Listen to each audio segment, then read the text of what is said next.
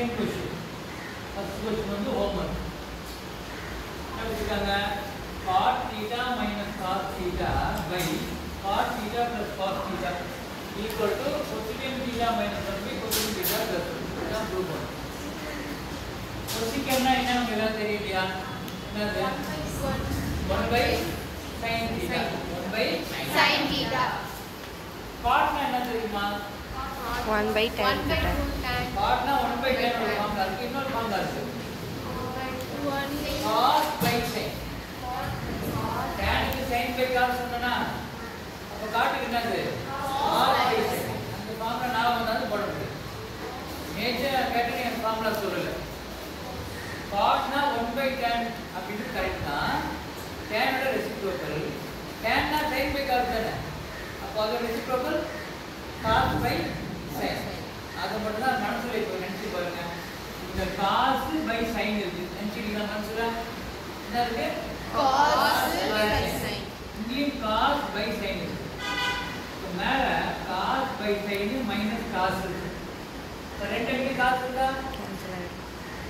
cos by sin இங்கே cos இருக்கா இப்போ cos காமனா வருமா இங்கே அதே மாதிரி cos காமனா வருமா அப்போ cos என்ன ஆயிடும் cancel இதான் நம்ம பண்ண போறோம் காமன் எடுக்க போறோம் என்ன பண்ணுவோம் cot theta னா cos theta by sin theta minus cos theta divided by cot theta னா cos theta by sin theta plus cos theta மேல cos வெளிய எடுத்துடலாம் கீழேயும் cos காமன் பண்ணிடலாம் வெளிய எடுத்துடலாம் அப்ப இது என்ன வரும் cos theta காமனா வந்துரும் மேல அப்ப உள்ள cos போனா 1 by sin இருக்குமா 1 by sin theta minus 1 cancel வருதா 1 by sin theta னா cosecant theta நீங்க தான் சொல்லுங்க புரியுதா கீழே cos காமனா எடுத்துடலாம் cos theta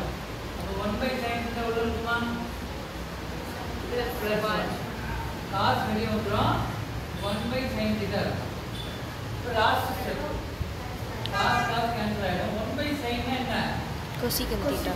cosecant theta cosecant theta minus 1 by cosecant theta plus 1 அப்போ இது ஞாபகம் வந்தா மட்டும் தான் போட முடியும் அது சொன்னல நேத்து எழுதி போட்டேன் tan theta னா sin by cos cos theta க்கு 1 by tan ஒரு ஃபார்முலா tan கரெக்டா அப்புறம் என்ன வரும் cos by sin இந்த ஃபார்முலா தெரிஞ்சா மட்டும் போடும் இங்க பாரு இப்போ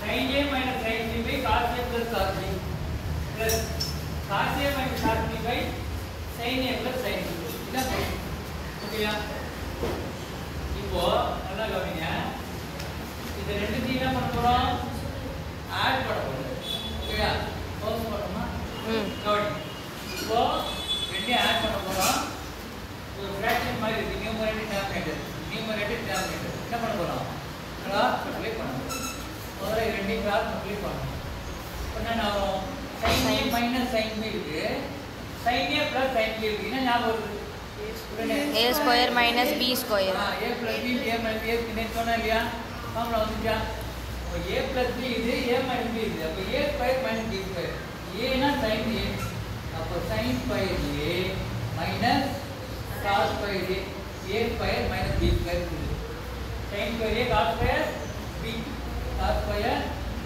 Sin sin square. square a sin square b sin square a sin square இப்போ இப்படி போலாம் இந்த கிராஸ் இங்க பாருங்க a plus b இருக்கு a minus b இதுதானே அப்போ cos square a minus cos square b plus cos square a minus cos square b கீழே ரெண்டே மல்டிப்ளை பண்ண போறோம் இல்லையா cos a cos b அப்புறம் sin a sin b cos a cos b cos a plus cos b into sin a plus sin b multiply பண்ண போறோம் இன்னும் பண்ணல cos a sin a cos a sin b cos b sin a cos b sin b என்ன பண்ணோம் multiply பண்ணா வரும் நான் என்ன பண்ணல மல்டிப்ளை பண்ணல.